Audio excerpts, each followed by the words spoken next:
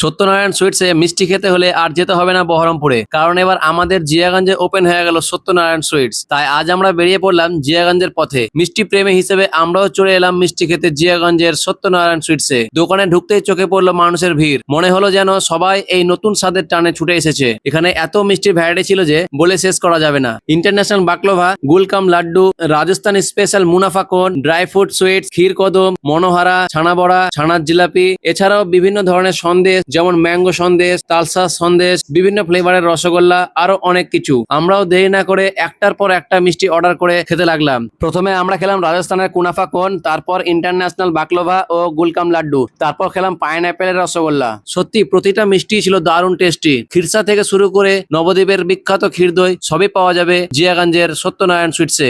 দইটা এতটাই জমাট ছিল যে হাঁড়ি উল্টালেও পড়ে না। এত সুন্দর মিষ্টির স্বাদ শুধু আমরা নিলেই হবে না, তাই বাড়ির জন্য কিছু মিষ্টি প্যাক করিয়ে নিলাম। যদি জিয়াগঞ্জে কখনো আসো তাহলে অবশ্যই এই মিষ্টির দোকানে একবার মিষ্টি খেয়ে দেখো। দোকানের ঠিকানা হলো জিয়াগঞ্জের ফুলতলা মোড় থেকে কেদা হার্ডওয়্যারের সামনে।